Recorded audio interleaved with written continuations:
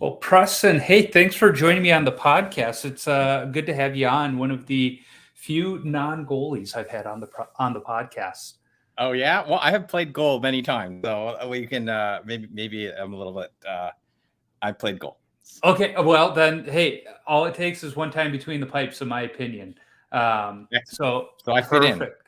Yeah, you do. So the one thing I ask every guest, goalies and non-goalies, but you're a goalie, you fit that mold.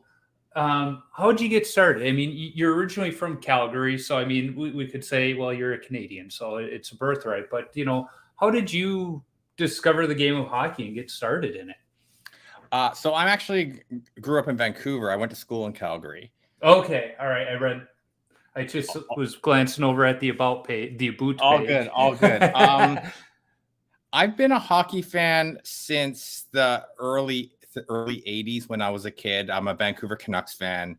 I think I became a fan in '82 when they made their Stanley Cup run with Stan Smyl, Richard Brodeur, Mhm. and why I was like, why are these people putting flags on their cars? And that was kind of my birth of my hockey. No one else in my family were hockey fans, and so I lived through '92 and then '82 and '94, those playoff runs, and I think that really is what ingrained me as a hockey fan. Mhm. Following numbers, following stats, all that stuff as a kid that you do. And then playing hockey itself was later on in life when I was turned 30. And I didn't actually learn to skate till I was 30. Oh wow. So, well, let's back up a little bit. So, as you said, nobody is really a hockey fan in your family, but here you are watching the Canucks, and I mean, I still remember sitting on the couch watching that '94 series, and um, at that point, I didn't care who won. I loved the Canucks logo at the time with the skate, but then watching Mike Richter play in that series, like, oh my god, we're as a hockey fan, it was such a great series, but being the lone hockey fan in the family, what was that like? And, what did mom and dad think when you're like, I need to stay up late? Well, you were on the West Coast, so you never really had to stay up late to watch the games, but, what was their reaction to it? They weren't really happy with that. I have Asian parents, so they actually was school, school, school, school, school. And anytime I'm watching hockey games or listening on the radio, it was not cool.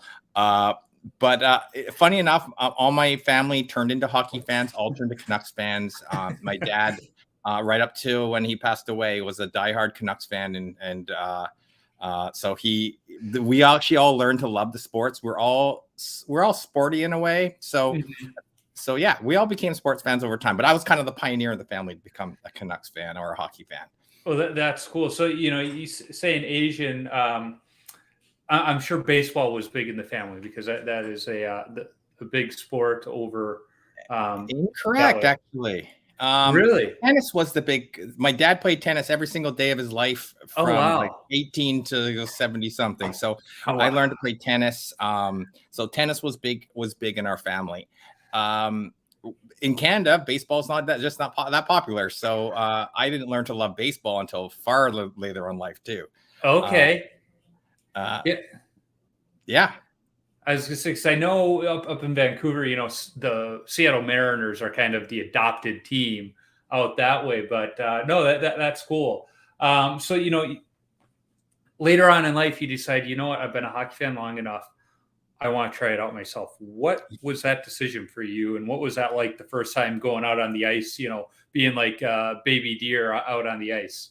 Um, the if a lot of people think of Canada as a hockey hotbed, but Vancouver itself, which is the weather is very similar to Seattle, where it's a lot of rain, very temperate climate. So there's just not a lot of hockey in that area. Is a lot like a lot of other temperate zones where the parents have to drive them to the rinks. There's no outdoor hockey. There's no bring your skates to school like the rest of Canada has. Yeah. So I wanted to learn, and then funny enough, my older brother one day just said, "I'm going to learn hockey," and I'm the younger brother, like, "Oh yeah, well I'm more athletic, and I'm going to learn it too." So we went out to the flea market and we bought. I think we spent $100 in total for all our gear, and we went and learned hockey, loved it to death. I was on the ice every day. I think between the age of 30 till 40 something. Every day. Like it was just nonstop. I loved hockey, and I learned to play all the positions and do everything. And YouTube helps a lot when you're learning how to skate and all that stuff. So I became a hockey rink rat for a And lot of my life. and that's how it's got to be. But you mentioned getting out there with just cobbling together some equipment from the flea market. What was that first time on the ice like for you? Oh yeah, I mean, it was frustrating because what you see on the ice looks so easy when you watch hockey your whole life, and you're like, skating backwards, no problem. Not realizing, you gotta bend your knees, you gotta like keep your back straight. You gotta learn to, turn on all four corners of the edges, all four edges of your skate. It's not just snow plowing your way around. So it was wobbly, but I played a lot of sports growing up, and so just getting past that learning curve is really what was important. Yeah, and it's funny because athletes, yeah, that first time it's like, ooh, this is different, but athletes pick it up pretty quickly. But as we were talking earlier, you mentioned you have thrown on the pads a time or two. Yeah. What made you want to step between the pipes and stop the puck instead of shooting? So in Canada, it's pretty easy to rent hockey. I ran my own team, and it was very easy to rent ice time. So if I didn't find an ice time, I would just rent the ice time, call up a bunch of people, and we would just get on the ice. I'd just say, hey, just throw $5 in the pot or bring a beer, and we would get ice. So I would rent ice all the time. And of course sometimes you can't find goalies. So what do is you get your own gear, and you're just like, hey, I can only find one goalie, so I'll just slap the gear on and learn to play. And again, it was a lot of fun. And at the time when I just started learning, a friend of mine was starting a new hockey league called Ice 604. And the whole idea was beginners can learn how to play hockey. And it was packed. There was I like to say there was 15 divisions right away of 10 teams. I was not the only one in my 20s, 30s that were Canucks fans that never learned to skate. So this league was built for people who wanted to learn how to play, and that was in a safe environment that was competitive, but was everyone can learn together. And being a goalie, being a rink rat, I would just jump around from teams to teams to teams. Everyone needed a goalie. And I was kind of right at that skill level where it would work. So that was a very cool league. And my friend I think it folded during the pandemic, but he ran that league for a long time. That's awesome. And it's crazy when you're a goalie, how much ice time you could actually get. Like I have a kid I coached in high school. He texted me a couple times, this winter. He's like, hey, are you available tomorrow at noon? For a 3-on-3 skate, pretty good skate with some former pros. I'm like, you're asking me if I'm available in the middle of the workday for a skate on the other side of town. No. Do I want to be? Yeah. But there's just, I could skate 7 days a week if I wanted to, but I want to stay married, so I don't. But it's one of those where once you establish yourself and find that team, it's even better because I know at least once a week I have this skate. And it's one of those processes I'm getting very close to having to do again. Is we're getting ready to move out of state, and I'm going to have to just start being that rink rat for a while until somebody asks if I want to be their full-time goalie. I agree with you. I'm lucky I'm not married, and I have a job where I'm freelance at the time, and I'm an artist, as you know me. So I always had time on my hands, and I always okay. I would always say, yeah, sure, 3:00. Yeah, I'll jump. I'll run out there. I go, I'll play. And then you're at the rink, and someone else would say, hey, we got the next rink across. When this game over, can you jump over there? I was like, yeah, sure, whatever. I'm already sweating, so I'm fine. It was a lot of fun. The goalie taught me how to skate. I feel like I became a better skater after I played goalie. People don't realize that goalies are one of the best skaters on the team. Absolutely. And that's one thing whenever I say, oh, the goalie's best skater on the team, they're like, but you guys don't move. It's like, no, our skating is confined to a little box. It's not north and south like everybody else. And, you take those pads off of us and put us through some agility drills with the forwards, and we're gonna make them look bad. Yeah. I would say that I when I first learned to skate, skating is not gliding. Skating is about edges, and Yep. goalies know their edges. That's the way that's how you get around. So it's great. Yeah. Yeah, it is fun. So, we're, I will say, of the same vintage. So, we came up in an era when hockey was clutch and grab, but goaltending was very different than it is today. Goaltending in our youth was very much angles and getting in front of the puck, stopping it. Where today it's very much, as I've talked with some other goalies, it's blocking. It's a little more, yeah, it's positioning. I miss those old goalies. I think at times Fleury is still kind of shows flashes of that. Yeah. Vasilevsky at times can be that reactive goalie. But you being a Canucks fan, Kirk McLean, God, was he fun to watch. When you play goalie, who would you say is kind of the one you try and model yourself after? So I'm 5'8", so I guess we live in a world where butterfly 6 foot plus, dropping the butterfly, cover as much space as you can. I tried to do that. You can't do that as when you're 5'8". Yeah. So as a kid, you learn to play with athleticism, like and that's where when you were talking there, I'm thinking people don't understand Martin Brodeur and Hasek and even John Casey when they made that run way back in the land. Smaller goalies, just pure athleticism with the will to stop the puck. And that's kind of how I think I played. I had to learn that no, butterflying is not the way to go. Yeah, I'm 5'10", so I'm not much taller than you, and I always think my style is kind of a mix between Cujo and Hasek, where a little bit back there in the net, and it's pure athleticism and reaction, but a little unorthodox like Hasek, where I'll be rolling around sometimes, just doing whatever I need to do to stop that puck. It's funny, when I first learned to play goalie, I was thinking back, I was telling all the guys, just shoot at the net as much as you can. Yeah, I just want you to not miss the net, because I need to see a shot from every angle, you just learn to see where shots come from and how it comes off the puck. The puck comes off the stick. So I would just shoot the puck as much as you can. I wanted to see as many pucks as I could. Now, with your time in the net, but still primarily skating out, do you feel playing goalie has helped you as a player to understand, like you said, when to shoot the puck? It does. Personally, I just found it a little like back catcher and hitter. I always wonder why back catchers can't hit every single ball that Me too. in the league. It's because they can see it, but they can't hit it. That's how I feel a little bit. Yeah, I have a better understanding of the game as a goalie, but I don't think it really improved my shooting abilities, which is questionable at best.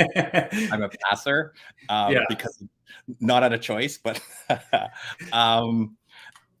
but I feel like playing goalie helped me. Playing goal, I mean, seeing the game is much better, understanding what the defense is doing. And I played a lot of defense later on, and I feel like understanding what the goalie is going through, vision wise, what they're thinking about at each position, it helps a lot as a goalie. That this guy standing in the net is not a problem, but that guy standing in front of the net is a problem. Those type of things you learn a lot. Yeah, and it's always fun when I'm in the net trying to coach my defense and what to do, and they don't do it. I'm like, come on, guys! Like I see what's coming behind you. I'm trying to help you. And it's always funny too, like between periods, I'll go to the bench and I'll try and tell them what to do with the goalie. That this last week, the goalie was okay with the first shot, but then he was, had terrible edge control and everything else. So I'm like, just don't try and get the perfect shot. Just put it on net and crash the net.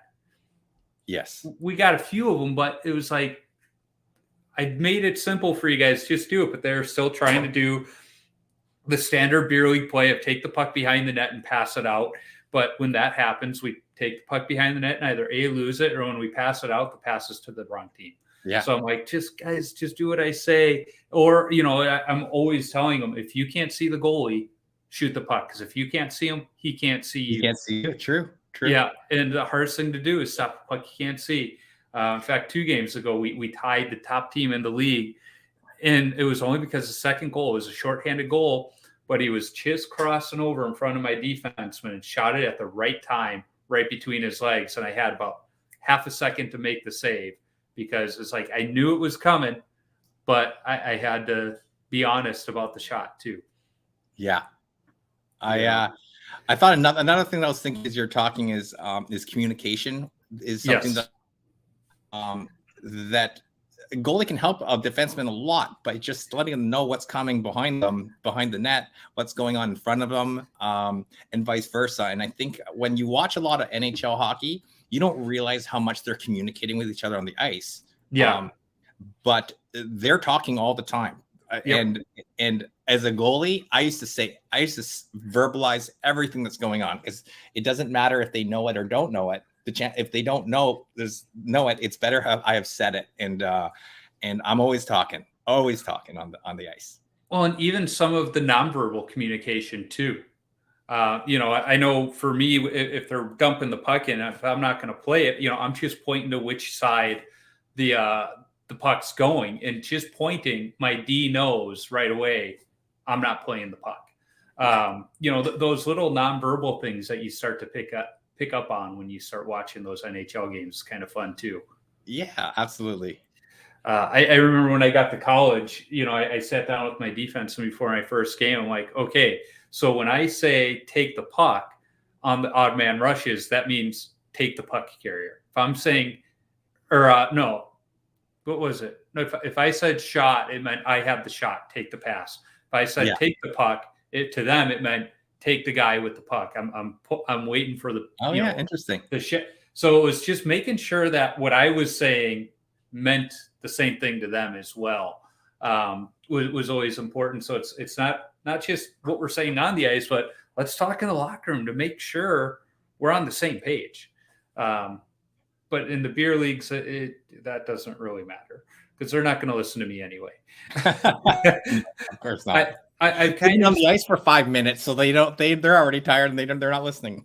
Yeah, exactly. But I've started realizing, like when my defense was skating the puck and I'm trying to tell them, take it behind the net, 9 out of 10 times they turn around and send it up the board. So I'm kind of thinking I need to adjust my communication and go with the reverse psychology and just put it up the boards. Maybe then they'll take it behind the net. I don't know. But I've said this on the podcast before. Our team has the motto: if nobody gets hurt and there's beer in the locker room afterwards, it's a victory regardless of what the scoreboard says. Exactly. There you go. I'm glad you said that, because there are no scouts in the stands, and we all want to get to work the next day. Yeah, there's no scouts in the stands, and they're not watching the live barn feed either. So there's been a few times where guys start to get pushy and hey, there you are. But guys will start to get a little pushy, and somebody always will shout out like, hey, we all have to work tomorrow. Let's cut it out. And there's been a time or two where, you could tell the guy's got fire in his eyes. He's wanting to fight. And all of a sudden he's like, yeah, I do have to work tomorrow. And it's really hard to explain to the boss why I'm walking into work with a black eye. Yeah. So for those that are just listening and aren't going to watch the video, Scott was able to get Preston was getting his video, finally got it up. So that's awesome. I had one of the New York Police Department goalies on that play in the rivalry game, and he couldn't figure out his camera. And finally he got it working, and we're talking, and I asked him, I was like, so what do you do in the police department? Because, working for New York, it's huge. There's so many specialties and everything else.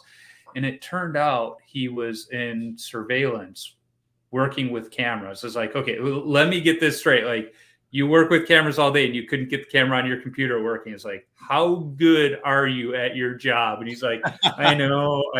I deserve all of the ruby I'm getting right now. So I'm going to shift gears a little bit. You're playing hockey, but along the way, you go to school. You're going to school, a technical school, as we mentioned it earlier in Calgary for Yeah. broadcast journal. I'm guessing broadcast journalism is what you went to school for. Correct. So the idea was I wanted to, if I can't play the sport, I want to be in sports. So I wanted to like, I at the time it was the Olympics, and I really thought, okay, well, if I'm going to go, I'm going to be in broadcast so I can actually attend every sporting event possible. That was the sort of the theory.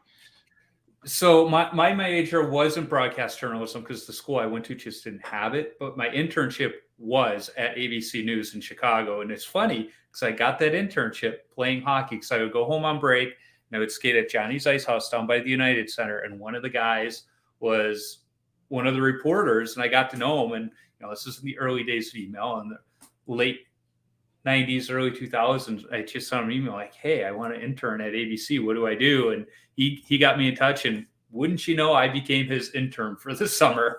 And Nice. all these years, and it was funny because we would have the evening news that we would have to do. So we would start our day at the lunchtime rat hockey at Johnny's Ice House, shower up, then go into the studio. But all these years later, his son now is playing junior hockey and getting ready to go to Maine to play hockey next year. It's like, it's kind of cool how it just keeps going. Full circle. Yeah, exactly. But it was all because of hockey that I was able to get that internship. But God, did I learn so much that summer about, just what goes into a 30-minute news broadcast. Yes. I don't think people know the amount of work behind the scenes that happens, and just those little video clips of B-roll, like how that takes a while to get, first of all. And there's times where you're out there and you get this great shot. You're like, it's going to be great. And then you send it back to the studio and they use maybe a second and a half with it. It's like, oh my God, that's not what I want. People wonder why there's mistakes on air, and you don't realize that people are counting in times. Everything's like to the second, like 30 seconds of black here, 5 seconds of black. Like there's just so many things going on in any broadcast. Things do get missed here and there. So for the broadcast part of it, what were you studying and doing on the broadcast side? I was a camera operator. I directed some newscasts, but mainly camera op. Surprisingly enough, I was very good at the graphic side of it. Yeah, I did a lot of the graphic arts bits, but I was a terrible camera op. I worked for the local horse track for a while. That was my first job, and I don't know if you know, like, have you ever been to the horse racing? You're gonna need to zoom in, get as many horses in that shot as one of the far section. As they come around the pole, you have to widen out, and then when they're going full speed, you got to hit that stop, that whatever, I don't know what it's called, the end zone, the end line. You have to like pan, then stop right there and let the horses run by. And I just couldn't do it to save my life. And there's people that have money on the line that need to see who finishes first. And I was terrible at it. So I dropped the camera gig. It wasn't for me. When I was interning, it was funny because ABC in Chicago is a union shop, and almost every single one of the guys, when they saw there was an intern that day, they're like, "You're carrying the camera, you're carrying all the you're here to carry everything." But there was one guy, he very strict to the union rules. Like, he wouldn't even let me touch the camera. I was like, "I'm just offering to carry stuff for you because you got your hands full." He's like, "Oh, no." But Rob, who I interned with, he kind of warned me ahead of time. So then it kind of became a joke between Rob and I, like, just trying to offer to help pack things up or carry things. He's, "You can't touch it. You can't touch it. It's against union rules." It's like, but it's also just being a good human being trying to help somebody, Sure. But then there was another, consequently enough, a fellow by the name of Frank Rice, another goalie. Like, I remember the one day I got in the truck and he throws back the Pirani's hockey magazine, equipment magazine for me. He's like, "I just got this in the mail." And the three of us, because we're all hockey players, we're just talking hockey the whole time in the truck as we go to like a murder scene or something. So along the way, you're working in, the broadcast side of things. but somewhere along the way, you just, search around and you realize I'm kind of good at this. I'm guessing even as a kid, you were always doodling. Yes, I was always a creative when I was a kid. So basically what happened, I went from broadcast, and I was clearly better at the graphics side of it. So I was doing a lot of graphics, online graphics, web design, and I was actually in online video world was my main job for a long time, broadcasting online.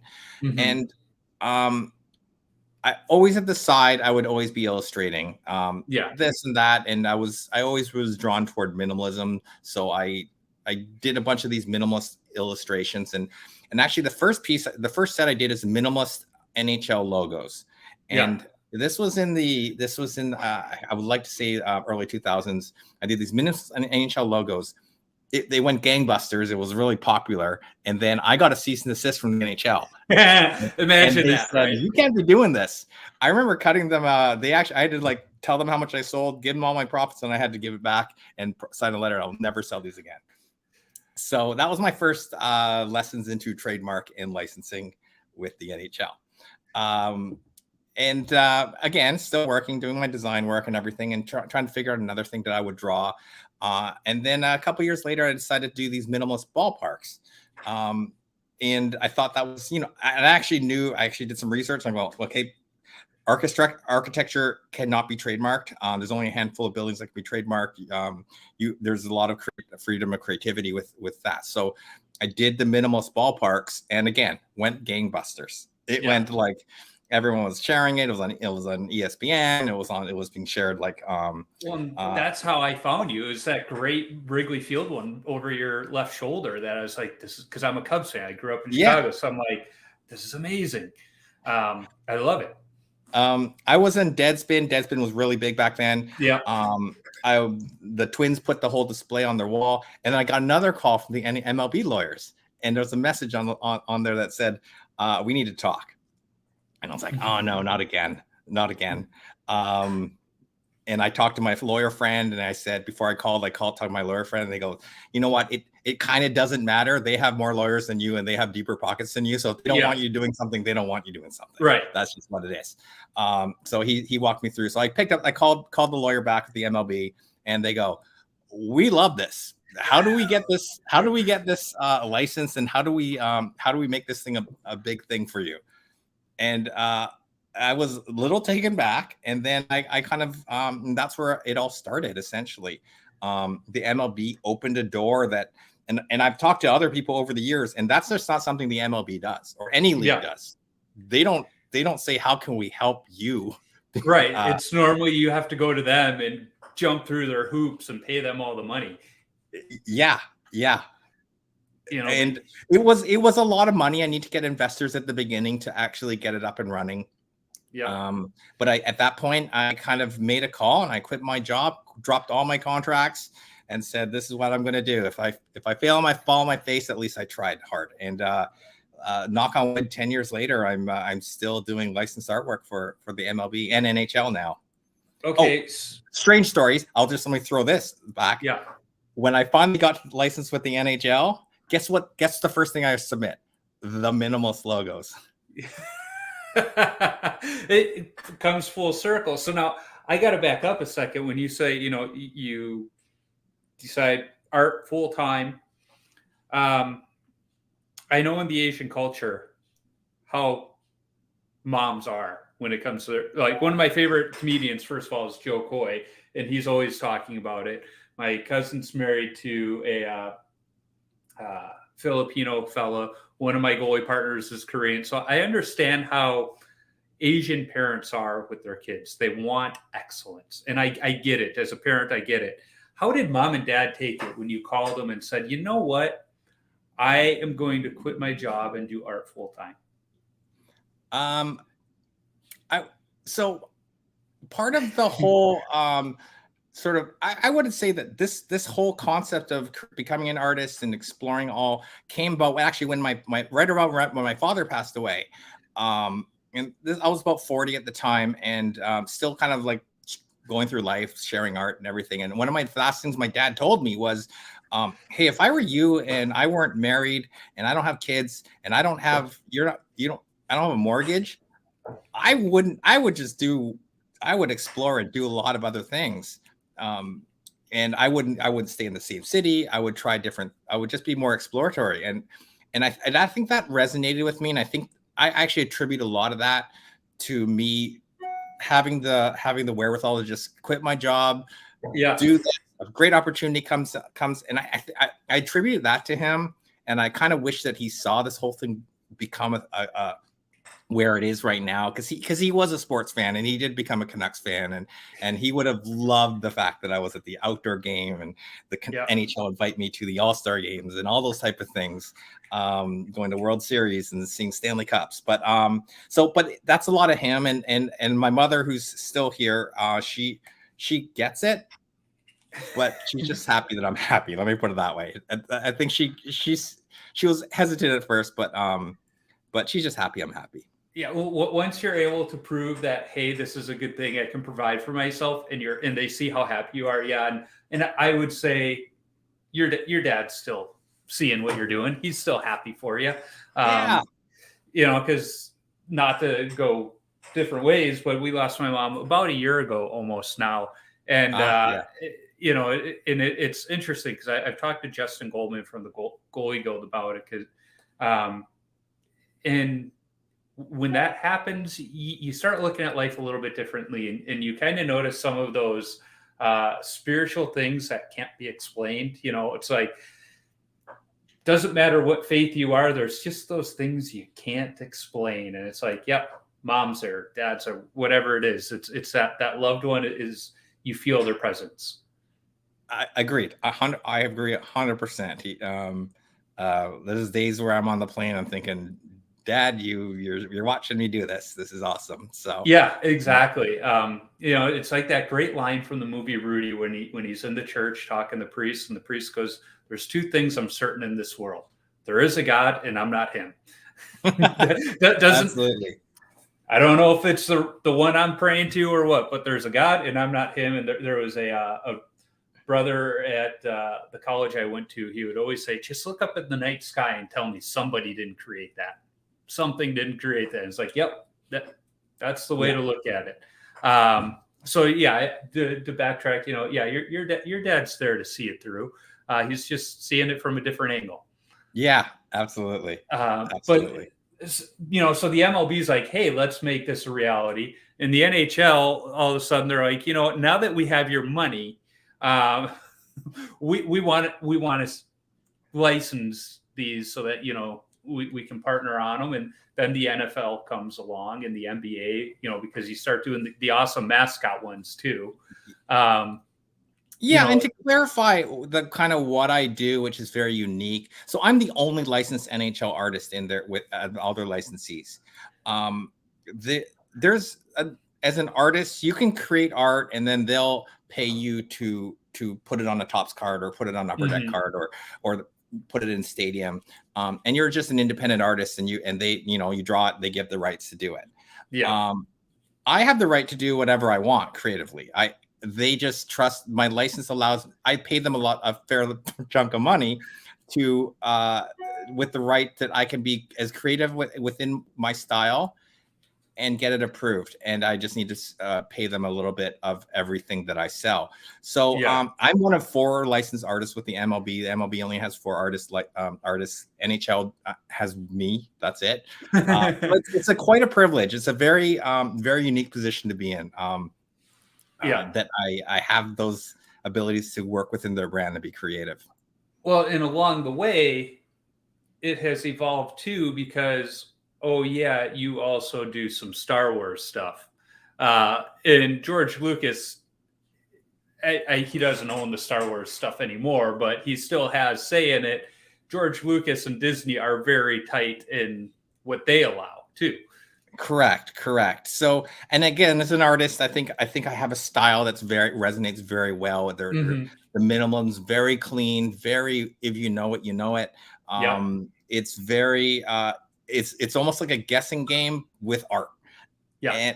And it could be applied to many things. I've been asked by the US Army to do to do battleships once, and Cool. I was asked by Corvette to do minimalist cars once. There's lots of opportunities with my particular style. So I just pick it and choose. I'm a sports fan, and I think that resonates through my art. I'm not a Corvette fan, so I could have done it, but I'd rather be doing ballparks and mascots and all those things. Well, and I love the ballparks because I've seen so many times on social media, there are fans that want to see every ballpark, and when they knock the ballpark off the list, they'll buy the print of yours that coincides with the ballpark. And I mean, it's not just MLB ballparks. You do college football state. There's a bunch of them. I'm right on the website right now, and there's just a ton of options there. But it's like they're just so clean, and like you said, you have a style. I've seen other artists try and do the minimalist and almost, I would say, copy you, and they don't. Sorry. No, don't worry about it. I usually have dogs barking in the background. And I've told my daughter, I said, if I had the office wall space, I would probably have most of your artwork just because it's awesome. But like you said, along the way, you're able to go to some of these NHL events, but in the summertime, you love to be outside at the ballpark. And I envy that, because who doesn't love to just sit there and watch baseball? But you don't just sit and watch the ball game. You sit and draw while you're at the ball game. Yes. And, we're talking about your minimalist art, but you also have these amazing ballpark princesses, which are, because of your Disney license, Disney princesses, and they're in the jerseys of one of the two teams playing. They're like, where did that idea come from? So if we roll back, actually, I'm not licensed by Disney. Lucas has different brands that I work with. So the Disney princesses specifically, I'm not licensed to do that. So I'm a big Disney fan. I've always been. I live across from street from Disneyland, and I hear fireworks every night. So I was going to the ballparks, and I knew that as an artist, I need to be where I'm inspired, and I can smell, see, feel all the joy of what I love sports for. So I would always bring my sketchbook with me, and I've just found that there was a lot of dads brought their daughters. That was always the thing. If I started drawing a Disney princess, their dads and the daughters would come by and say, hey, can my daughter sit down and watch you draw these for a while? She doesn't want to watch the baseball game, so she'll sit there and draw with you. And I would say, hey, you know what, I'm done the drawing. Here you go. Here's the drawing. And I just saw the joy that brought, not only to the little girl, but to the dad, who said, now my daughter has a great experience at the ballpark, and now it's important to her. Yeah. And that builds her as a sports fan, builds him as a prouder dad. So that happened quite a bit. I feel like if I drew things that little boys wanted, they want their baseball cards signed. They want talk to players. So that's kind of where the ballpark princess thing came by. And you're a father, you're a girl dad, so you can understand that sort of that joy of your daughter going, hey, can we go to the ballpark or go to the hockey game because that's what you love, and I have good experiences from that. So that's where the ballpark princess giveaway started. It's just to help share joy with my artwork. And I've seen it grow and resonate, and people have messaged me over the years and just said that's how much it means to them as a father, as a female sports fan, et cetera, et cetera, et cetera. So I just kept on going and doing more and more giveaways. It's just kind of my thing now. And I use social media to help grow that. And it became a part of my brand. It's strangely enough that when I pick up a pen and pencil, like Arial seems to be the first thing that comes on my hand anyway. So that was kind of normal for me.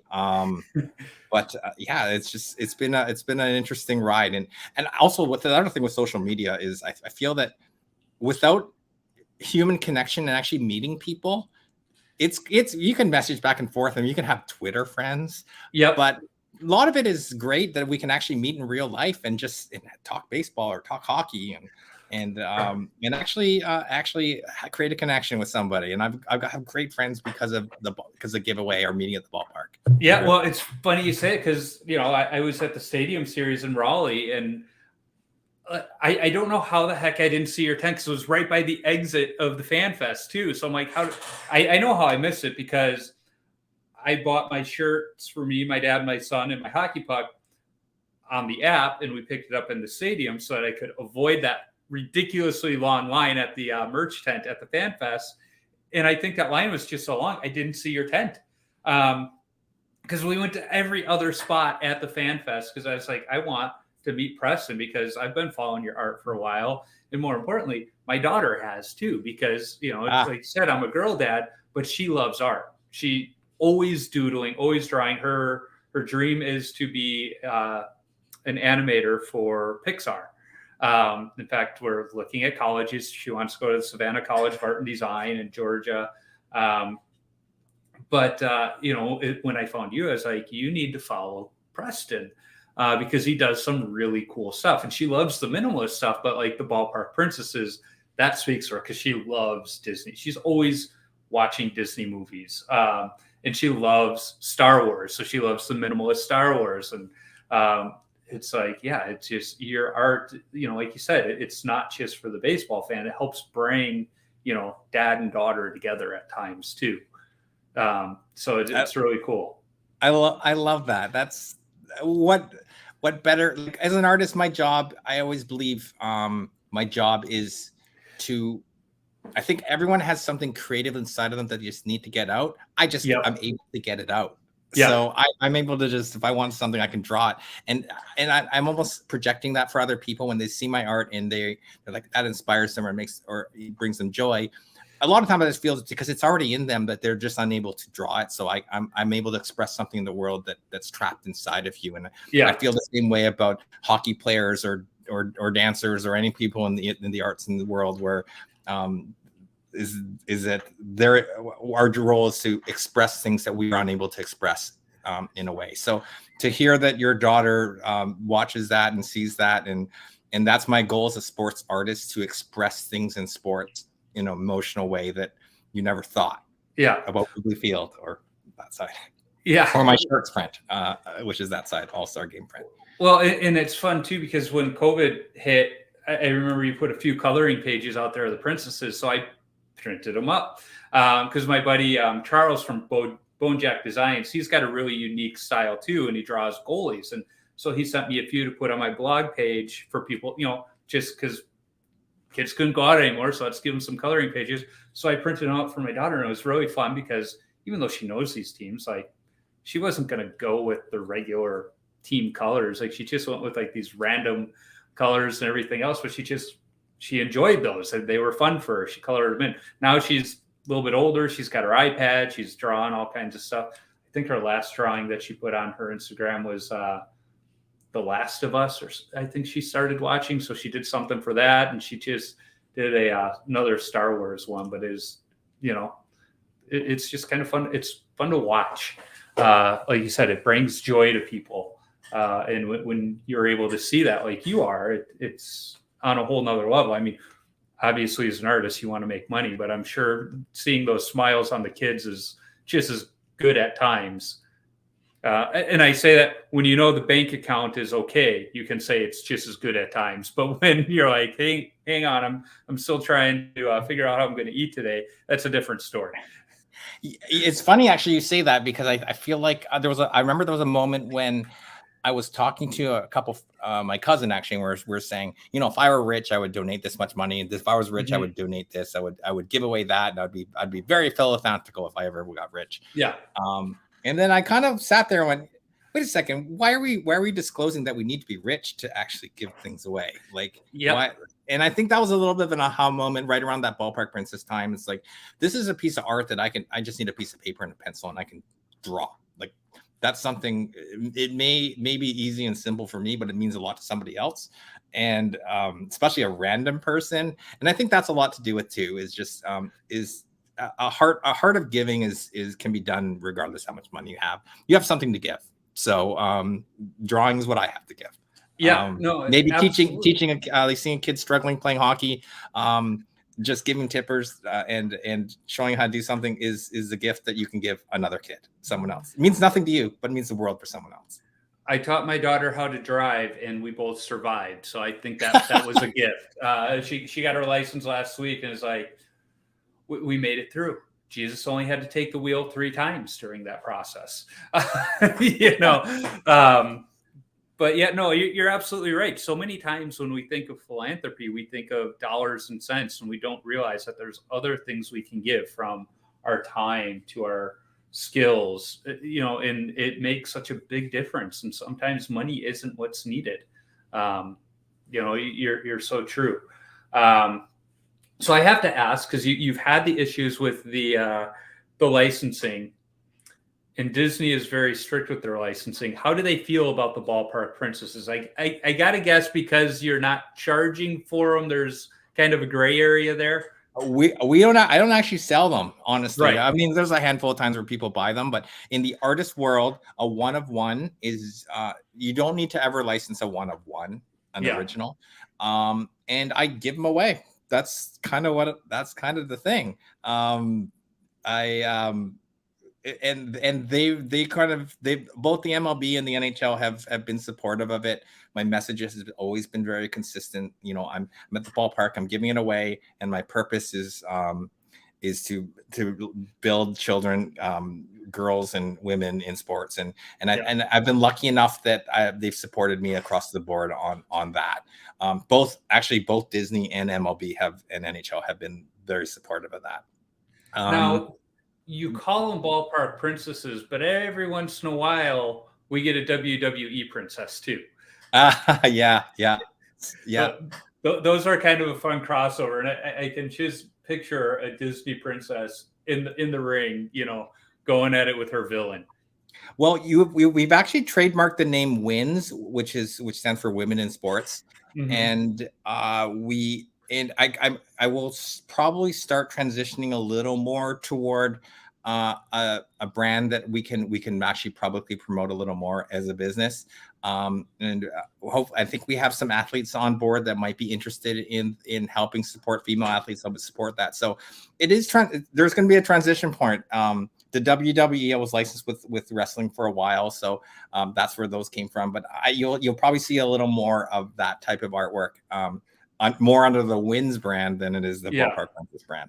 No, I'm excited to see it, because they're all awesome. In fact, I'm looking at it on the website right now. I mean, you've got some from the Stadium Series and the All-Star Game, and God, it's a shame they couldn't get you into that hockey game after they gave you a spot in the Fan Fest. They couldn't bring you into the game. That's such a shame. It is too bad. It was a busy event, though. It was for those that weren't at the Stadium Series. Carolina Hurricanes fans are rabid, and it was Black Friday straight for 4 hours for us. So it was pretty cool. It was, well, and getting into the game, I mean, it was a great venue for hockey, because it was like 50 degrees at game time. Beautiful sunset.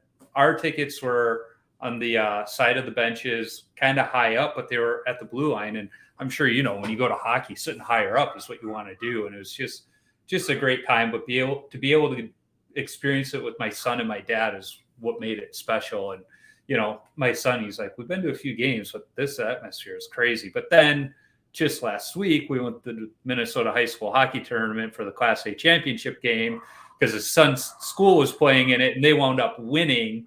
And so on the drive home, I'm like, so what experience was better? He's like, Dad, we can't compare them. It's like, you've got the Stadium Series.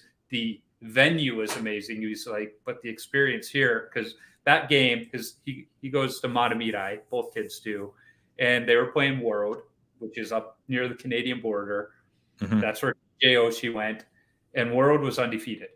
And they come out and they pull ahead, and they're staying close. So one of the World players scores a hat trick. Now a Matamidi player scores a hat trick. It's late in the game, lasts like 4 or 5 minutes. They're down by 2. They score a goal. They wave it off. They call it goaltender interference. It's very questionable. So they're like, crap. Now, but then they wind up clawing their way back. And the first goal they score after that one that's waved off, the player that scores it turns to the referee. He's going, goal, goal, goal. It's like, oh my God, be careful, kid. You could get a misconduct. But the ref, to his credit too, every goal after that, he just stood behind the net and held it for like 30 seconds. Like no question there. But they wind up tying the game. They go to double overtime and win. And usually overtime, it's a crap goal that goes. This was just a beautiful goal. And the whole team comes. They celebrate in front of the student section. And one of the Matamidi students was able to climb up and over the glass and get on the ice with them.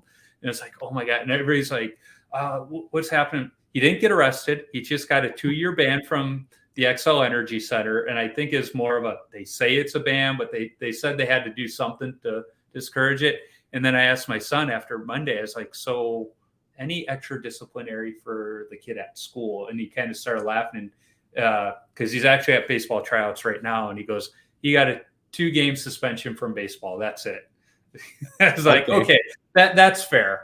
Because I think he was a junior or something. It's like, that's fair. It's just kind of saying, okay, what you did was actually kind of funny. And once he got on there, he just celebrated with his classmates. He wasn't being a jerk or anything. It was like, we got to send a message without really doing anything to you. It's like, all right, that's cool. But God, that's good. That's good of them.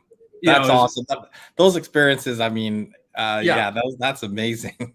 Yeah, it was such a class. I mean, they were talking about the game on Spit and Chicklets this week. It was one of those types of games where it's just cool. So we've been talking a while. I want to be mindful of time. I close out every episode asking every guest 10 questions. They're the same questions I've asked every guest. So Kelly Rudy, Eddie Belfour, they've answered these same questions. And the first one is, and this might be difficult for you because you've kind of started playing hockey later on when you may not have had a coach, but I'm guessing you probably played some organized sports in your younger days. So this kind of is a gray area. What's the craziest coaching moment from your playing days where a coach just lost it? They went full on Mike Keenan. I don't have anything really like that. I'm unfortunately going to have to pass. I don't recall. It's been so long since I was in high school sports. That's all right. That's all right. So the next one, I know you'll probably have an answer for because you're an artist. What's your favorite all-time goalie mask? Favorite all-time goalie mask? I was a big Mike Lemieux fan when I was younger, and he had that long white mask. I was a big fan of that. But when it comes to the artwork, I would let me think. I think Beezer's helmet was one of my favorites.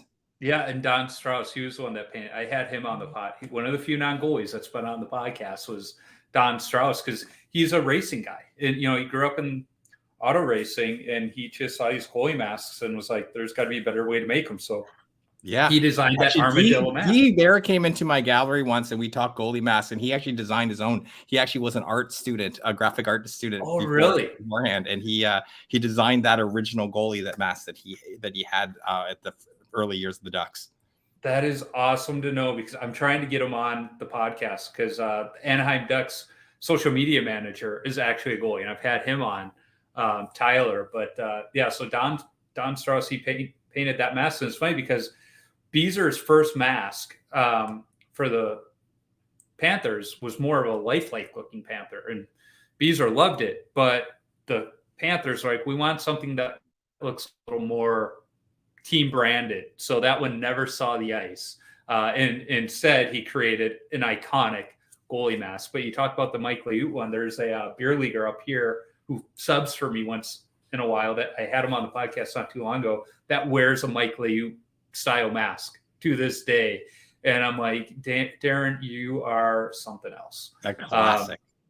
It is like, and I asked him, I was like, technically it's not allowed under USA hockey rules. He's like, but it's beer league. And the refs just come up to me and they're like, you're going to wear that? And I say, yeah. And they're like, okay, you're an adult. Like it's up to you. So what is your favorite rink that you've played at? Favorite rink I've played at?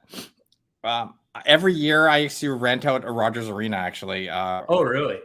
Yeah, every year we would rent. I would do a Rogers Arena skate with all my buddies. Oh, fun. Um, I know a lot of your guys have played hockey, but who's been on the podcast, but some of the people who have listened who have not been on an NHL ice rink, the ice is special. It's just put together so nicely.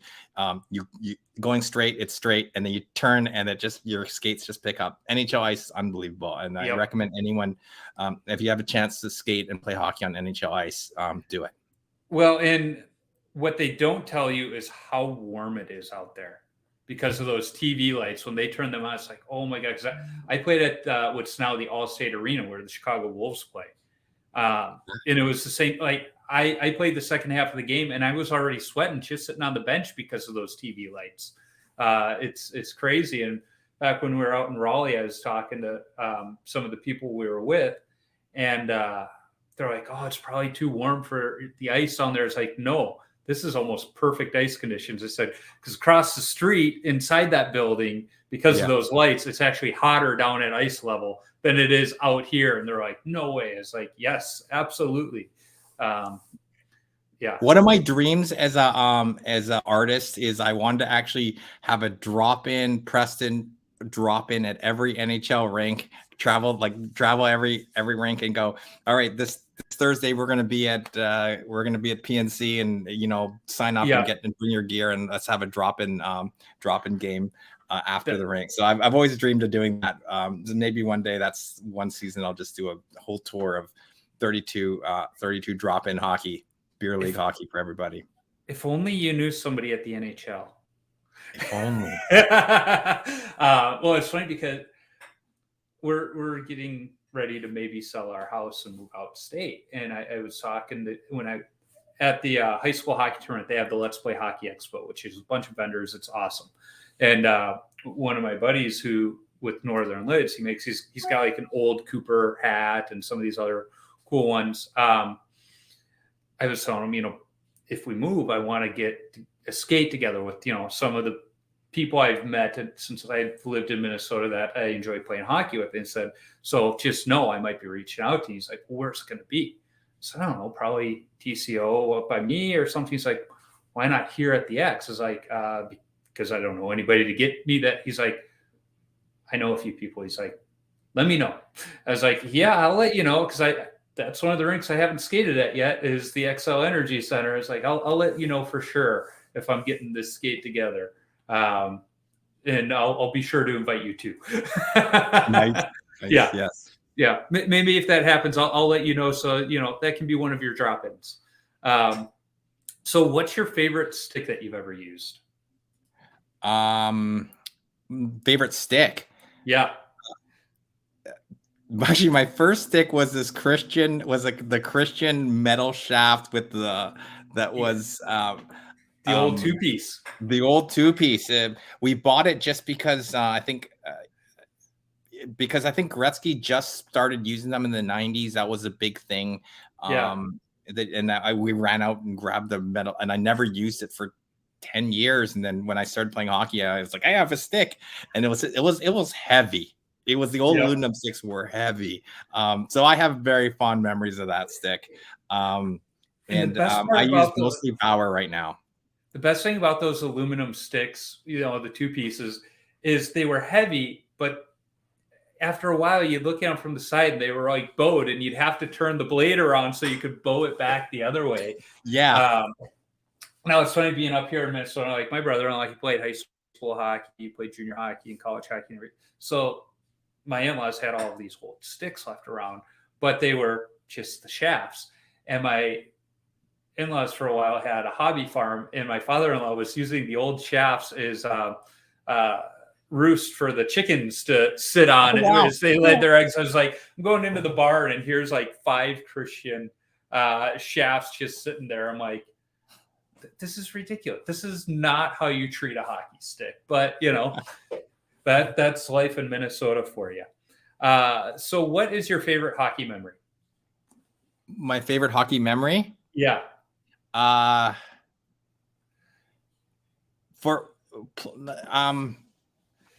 Finally winning a beer league cup was meant. I think it took 6 years, and I don't think I've only won one in my entire beer league's professional career. Yeah. So that was pretty special for me, especially getting all the guys together, playing with that core group, and for 6 or 7 years, and then we finally won one. So that for me, that was beer league.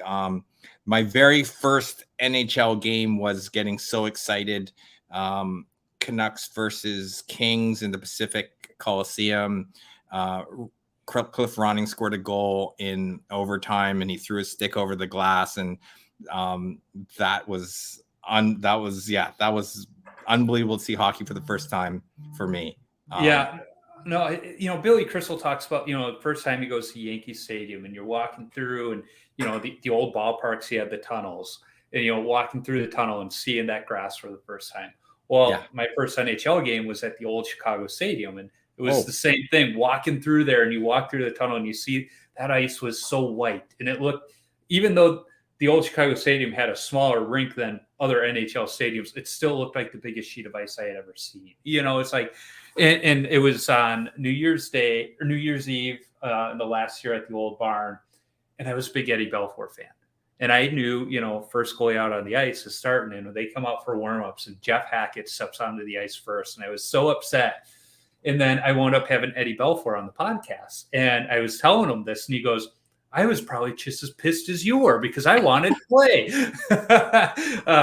But yeah, those first games, it's the same thing, and it's fun as a parent because I remember taking my son to his first game, and my dad was in town, and the Blackhawks were in town. So my dad brought him a Jonathan Taves jersey, and three of us are going into the game, and we're all wearing our jersey. And I got this just beautiful picture of my dad and my son from behind, and they're holding hands, walking into the rink. My son's like 3 years old, and it's just like that right there is what it's all about. And we went down by the glass during warm-up so you could see him. We got a puck, and then we go to our seats because I always get tickets up high because it's better than when you're down on the glass, you don't see as much because if you're on the side, you got the benches in the way. They're not good seats. Save your money, sit up top. That's my advice. But we sit down, and right before the game starts, there's like 6 21, 22-year-old guys sit down. You can tell they pregame. And I look at my dad, it's like, oh, this is going to be a long night. Yeah. Couldn't have had a better group of guys behind us. Like we were really? This is back, when the Hawks were winning Stanley Cups and go play in the Wild every year in the playoffs. So there was good banter back and forth. But at one point, one of the guys actually accidentally said shit. And like, he was so apologetic. He's like, "Oh my God, I'm so sorry I said that." It was a 1-0 Blackhawks win. And it was a Marian Hossa goal. It was a turnover right at the blue line. He took like 3 steps and just sniped it. And the three of us, we stand up, and my son's, got his arms up. He turns around. Every one of those guys gave him a high five. And it was funny because after the game, I turned around, I said, "Fellas, I got to say, when you guys sat down," and one guy goes, "You were worried that we were going to be a bunch of jerks, weren't you?" I go, "Yeah." He goes, "Well, we kind of are." But I said, "But you guys were on your best behavior. And I appreciate you. You created a really good, environment for his first game." So I made sure to thank him, but it was like, oh my, but just, it's one of those memories we have of that first game. But to get back on track, what is that was the one I just asked, favorite hockey memory. So what is the best chirp you've heard on the ice, off the ice, directed at you, not directed at you? Sorry, that kind of broke up a bit. Can you say that again? What's the best chirp you've heard, either on the ice, off the ice, directed at you, not directed at you? There's several that just come to me, but I just that's what I love about this one. You can just see the memories coming back to people. It's like, I've said some pretty things we don't want to say out loud that come to mind. Yeah. Not very Disney-esque. No, not very Disney-esque. Not something that I would be proud to say verbally right now.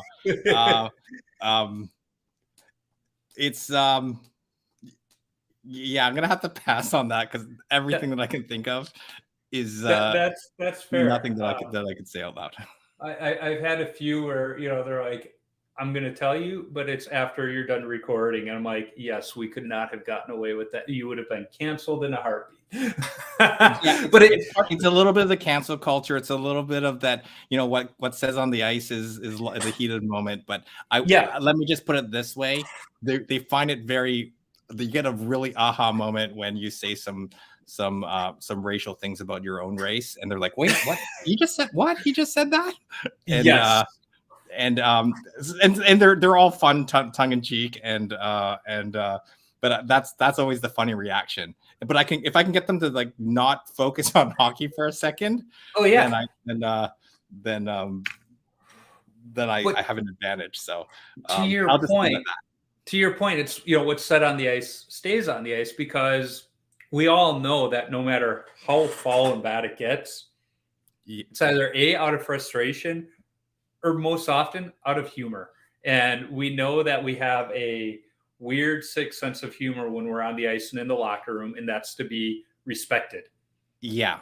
And you can tell when something is on the ice and it's brought off the ice, that's when you know there's a problem. Yep. That's when you know there's a problem. But when it's set on the ice and you shake hands at the end of the game and you're just like, yeah. There was one funny. in high school that one of my like you said, there's that fine line where my high school teammate said it, and we were all like, "Oh my god, you just went there!" But that was hilarious, and it's like, yeah, there's just that time and place. So, what is the worst post game beer you've had? Sorry, the worst post game beer? Yeah. Oh man, it's sitting in my fridge right now. It's a Guinness Nitro coffee. Okay. And yeah, that was terrible. Great in Canada, beer, we have a bad thing for called after Pilsner. hockey. Yeah, I'm a beer guy, so I know Pilsners. Yeah. So when the guys bring Pilsner, we're all like, "Ooh, yeah, thanks, but no thanks." You cheaped out. But I have this Nitro, and the guy was just throwing it in everyone's bags, and I still have it in my fridge because I won't touch it. It's to me, it's terrible. Guinness, I love Guinness. I love coffee. You just put them together, and I don't really it's not that great. We had a guy that brought Fireball every single game. He would buy a Fireball. I love that. That was hilarious. That was great. I mean, we don't share drinks like that anymore, but I remember that guy would always bring a bottle of Fireball. I subbed for a team, and they would show up with just a bunch of the little nips of the different, and they're offering me Fireball and other stuff before the game, and I'm going, do you guys want me to see one puck or three? Just let me know. And they're like, yeah, we'll offer this up after the game. I was like, yeah, not before the game. So here's my question for you then. How do you guys do beers after the game? Do you do the rotation, or do does one guy bring all the beers and everyone pays for it? It depends on the team. I know some teams that almost have a schedule like your youth soccer team for snacks after the game. They're like, this game Jersey is this numbers. guy, this, yeah. Now the team I'm on, it's just kind of like, it's nobody really ever talks about it, but somebody always brings it. Being the goalie, they don't charge me, so I try and bring it, 2 or 3 times this season. Yeah. And I try not to bring the cheap stuff. I try and bring something that's a little bit better. But not like, I love Guinness, but I'm not going to bring that because it's a terrible post game beer. It's too heavy. Yeah. But there are some teams, like I said, that will just put the calendar out there, and it's like, you've got beer tonight. I got so tired of people not bringing beers. What I did is I brought the beer every game. Yep. I will not forget. I'm the team captain. I will bring the beer every game. So we had hockey pucks. We had poker chips, and it was $1 a chip. I just bring tons of chips with me, and people just go throw $10 in, grab 10 poker chips, and then every time they grab the beer, they just throw a poker chip in. It wasn't really a matter of making money. It was just an easy way to just keep track of what's going on. If you lost your poker chips, sorry, you gotta go buy some more off me. So that was how we did it after a while, because I got tired of people forgetting. Well, and I like our team captain. I think it's $150 for the season, which is really not that bad for as many games as we play. But he bases that price off of knowing some guys might only show up for 1 or 2 and not pay him. So he goes, if everybody pays, then I have extra money. And he goes, that that doesn't go in my pocket. I just bring beer more often this season. So it's Yeah. like, it works out. Yeah. So when you tape your stick, do you go heel to toe or toe to heel? Sorry, you froze up again. Oh, when you tape your stick, do you go toe to heel or heel to toe? There's a right or wrong answer, right? I For- go toe to heel. For goalies, yes, I say there's an answer, but you primarily tape your stick for playing forward. And when I'm a forward, I also go toe to heel. But when most goalies, it's heel to toe. Oh, okay. I actually didn't know that. And I've talked to quite a few, especially the ones of our vintage. It's because when we played, we had the wooden sticks, and you had to protect that heel. So we always just started up there for some reason. Okay. Yeah. Black tape too, as a forward, always black tape for me. Yeah. Just because the goalies can't see the puck, it's just that momentary. If the puck melds with your tape, so it's just a little bit more distracting. When I coached, I would tell our forwards to use black tape, but I always told my defensemen to use white tape because they're trying to help the goalie clear the rebounds. I want them to see it. Yeah, I all day I'll say forwards should use black tape, and my defensemen should always use white tape. I shouldn't say always. I almost only use white tape on my stick. I had black a while back because I had free roll, but in high school, our school colors are maroon and orange, and I would buy orange tape at the beginning of the season out of the back of USA Hockey magazine. Found this place, and I had orange tape in high school. So that was one of the few exceptions. So what's your favorite number to wear and why? I wear 50. I wore 16 a lot for Trevor Linden when I was younger, but I actually wear 56. My favorite baseball, and it's an anime show, and it's called Major. It's about a kid who in Japan. It's one of Otani's favorite animes, and the main character Shigenogoro wore 56. So I wear 56. That also leads into the beer thing because I almost never have to bring beer when they're using jersey numbers. That works. Yeah, that's awesome. So the last question I have is, what advice do you have for young goalies? For young goalies, well, definitely see as many pucks as you can. You can't be on the ice enough. Don't be scared of playing higher level than your ability. It's never the goalie's fault. So even if you are the worst player on the ice, the hockey players won't blame you as much. But even the high end quick shots they're done by the better players are actually easier to save, and you learn a lot. And so just got to see as many pucks as possible. Yeah, I've always said it's easier to play up than it is to play down. The only difference playing up is things are coming at you quicker. But the plays are happening the way you anticipate them to. It's just happening a heck of a lot quicker. But when you play down, plays aren't happening the way you expect them to. And you get caught out of position because of that.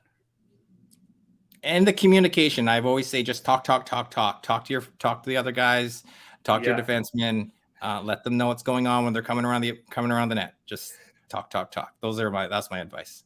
Absolutely. Well, Preston, it's been really fun getting to talk to you, especially after following you for as long as I have. I feel like I've got a new hockey friend, and when I'm at the events that you're going to be at, I know I can swing by and say hi. And you're what team are you a fan of? I'm a Blackhawks fan because I grew up in Chicago, so I'm a Blackhawks Cubs fan. I like all Chicago teams except for the White Sox. I have my morals. Like, this is true. You're never one or the other. Okay. Yeah. Well, maybe there might be a ballpark princess coming your way, or that would be amazing. I know it won't wind up on my office wall. It will wind up in my daughter's room. I know that. Perfect. Well, again, thank you, and enjoy the rest of your evening here. You're out in the West Coast, so you have a little more of it left than I do.